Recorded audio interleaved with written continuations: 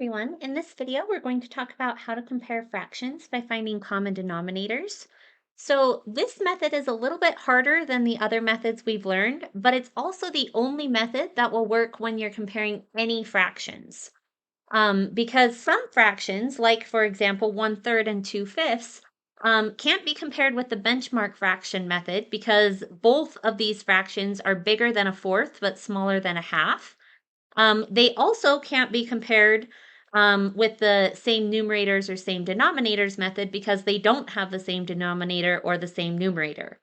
So the way that this method works is that you find equivalent fractions that have common denominators.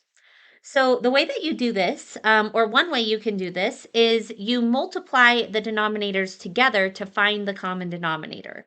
So in this case, we would do 5 times 3. And basically what that's doing is it's taking our 5 equal-sized pieces and we're cutting them up into 3 equal-sized pieces each, which gives us a total of 15 pieces in the entire whole. And the 2 pieces that were shaded before are now 6 of the smaller pieces because we cut up each of those 2 pieces into 3 more pieces. And so 2/5 equals 6/15. And if I multiply 3 times 5, that basically splits each of these thirds into fifths. So if I split these up into 5 equal-sized pieces, that also gives me 15 pieces in a whole. And the one piece that was shaded before is now 5 of these 15ths because it was cut into 5 equal-sized pieces. And this piece right here, or the size of this rectangle and the size of this rectangle are the same. And so that means they're equal sized pieces, and we can compare them and say, well, if I have 6 of them in the yellow picture and 5 of them in the blue picture, well, 6/15 is bigger than 5/15. And so that means that 2/5, which is equivalent to 6/15, is greater than 1/3, which is equivalent to 5/15. So that's the basic idea of how you can compare fractions when by finding common denominators. Um, and sometimes you might end up with really, really big numbers. Like for example, if you have 5/8 and 7/12, the common denominator that you could find by multiplying the denominators together would be 12 times 8, which is going to give you 96 as your new denominator. Because if you take these 12 equal-sized pieces and cut them up into 8, which I'll do really quick.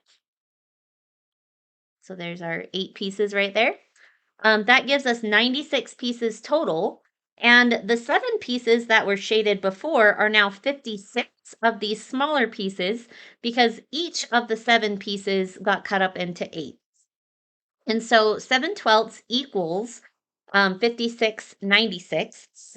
And if I do the same process over here and I multiply 8 times 12, again, that will give me 96 pieces in the whole. Because if I split up all of these 8s into 12, which probably I could split these into fourths and then into thirds, that'd probably be the easiest way to do that, like that.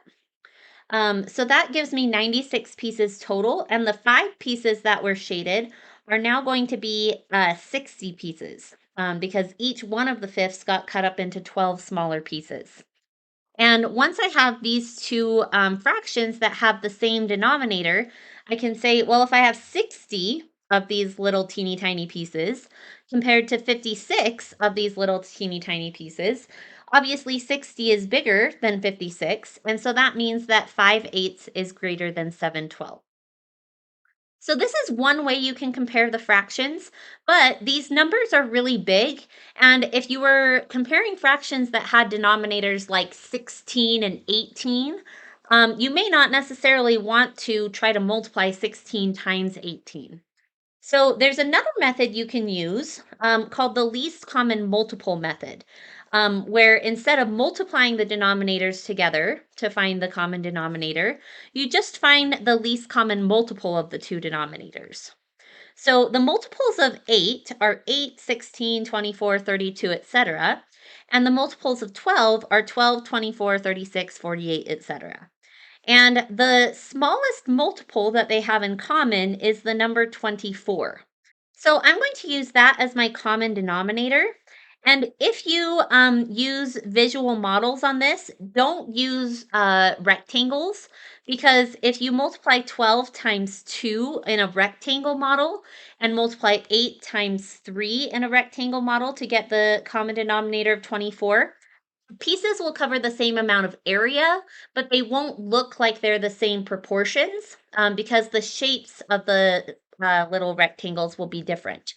So I would recommend using a circle model instead of a rectangle model if you use the least common multiple approach. So to use a circle model, when I do 12 times 2, that's basically splitting each of these 12ths into 2 pieces, which does give me 24 equal-sized pieces total in my picture. And the number of shaded pieces used to be 7, but each one of those 7 pieces became 2 smaller pieces. And so 7/12 equals 14 24ths. And then for 5/8, if I split each of the eights up into thirds, which is what I'm doing when I multiply 8 times 3, that gives me 24 pieces in the circle altogether. And notice that these little pieces are the same shape as the little pieces in the purple part of the picture. So I have 24 pieces total, and the 5 pieces that were shaded before are now 15 of these smaller pieces because each one of them got cut into thirds. And when I compare these two fractions, I have 15 24ths and 14 24ths. And 15 is bigger than 14, and so that means that 5/8 is greater than 7/12. So we get the same answer that we did on the last slide. It's just a little bit easier, and we have smaller numbers.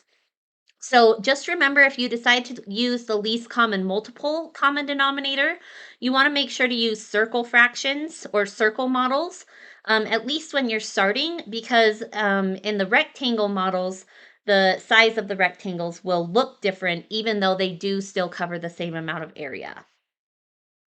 So why don't you guys try this problem on your own?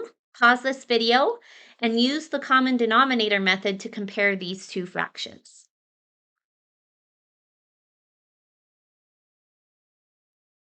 Okay, so for these two fractions, if I were to draw pictures of them, I have 5/6.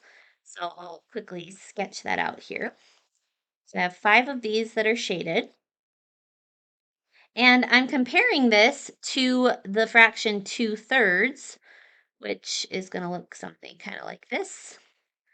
And just based on my picture, it looks like 5/6 is probably going to be bigger than 2/3. But also my picture might not be perfect, so it will be good to double check this.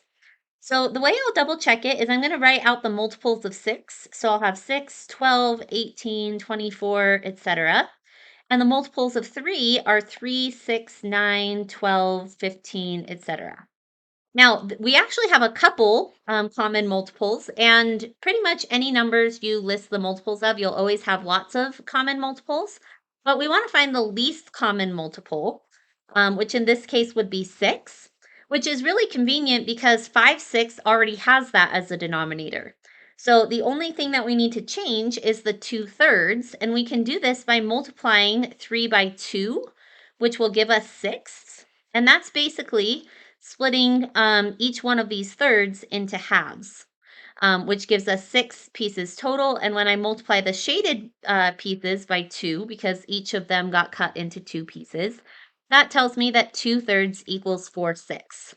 And so just like I predicted based on my picture, 5/6 is the bigger fraction because 5/6 is greater than 4/6.